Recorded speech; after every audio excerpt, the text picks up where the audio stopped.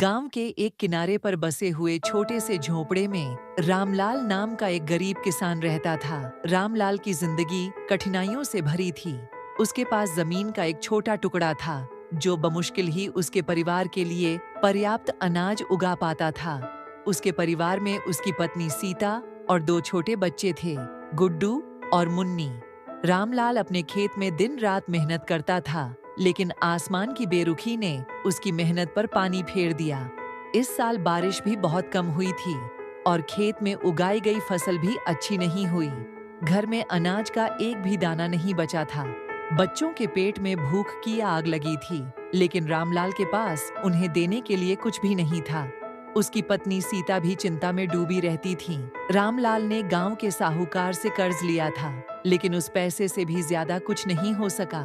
साहूकार का कर्ज बढ़ता जा रहा था और अब उसकी धमकियां भी सुनने को मिल रही थीं। एक दिन रामलाल ने सोचा कि अगर वह गांव से बाहर जाकर कोई काम ढूंढे तो शायद कुछ पैसे कमा सके और अपने परिवार की भूख मिटा सके। उसने अपनी पत्नी से बात की और दोनों ने तय किया कि वह शहर जाएगा। सीता ने बच्चों को संभालने का वचन दिया और रामलाल अगले दिन सुबह तड़के ही शहर के लिए निकल पड़ा। शहर में रामलाल की हालत और भी खराब हो गई। वह बहुत से लोगों से मिला, लेकिन कोई भी उसे काम देने के लिए तैयार नहीं था। उसकी जेब में बस कुछ ही पैसे बचे थे, जिनसे वह कुछ दिन अपना पेट भर सकता था। लेकिन धीरे धीरे पैसे भी खत्म हो गए और उसके पास खाने के लिए कुछ नहीं बचा। शहर की गलियों में भूखा प्यासा रामलाल भटकने लगा। उसकी हालत बहुत ही दयनीय हो गई थी। एक दिन वह थक हार कर एक पेड़ के नीचे बैठ गया। उसकी आंखों में आंसू थे और दिल में असहायता का एहसास। उसी समय एक बुजुर्ग आदमी वहां से गुजरा। उसकी नजर रामलाल पर पड़ी। वह आदमी गरीब और भूखा रामलाल को देखकर समझ गया कि वह बहुत परेशान है। बुजुर्ग ने रामलाल के पास आकर पूछा, बेटा क्या बात है, तुम इतने परेशान क्यों हो? रामलाल ने अपनी सारी व्यथा बुजुर्ग को बता दी। बुजुर्ग ने उसकी बेटा तुम्हारी मेहनत और ईमानदारी देखकर मुझे बहुत अच्छा लगा। तुम हिम्मत मत हारो, भगवान पर भरोसा रखो। बुजुर्ग ने रामलाल को कुछ पैसे और खाना दिया और उसे समझाया कि मेहनत का फल कभी बेकार नहीं जाता। उन्होंने उसे अपने एक मित्र से मिलवाने का वादा किया, जो एक व्यापारी था और जिसके पास काम की जरूरत थी।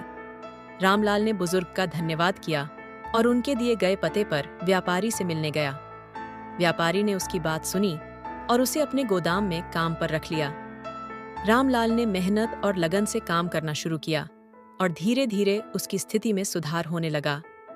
कुछ महीनों के बाद रामलाल ने जो पैसे कमाए उससे गांव लौटकर अपने कर्ज का भुगतान किया। उसके खेतों में अब फिर से फसल उगने लगी और उसके परिवार के दिन बहुरने लगे। उसने अपने बच्चों को अच्छी शिक्षा देने का निर्णय लिया ताकि वे भी आगे चलकर एक अच्छी जिंदगी जी सकें। रामलाल ने इस बात को समझ लिया था कि जीवन में चाहे कितनी भी कठिनाई आए, हिम्मत और मेहनत से हर समस्या का हल निकल सकता है।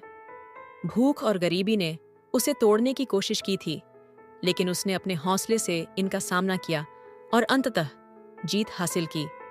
इस तरह रामलाल की कहानी गांव में सबके लिए एक प्रेरणा बन गई।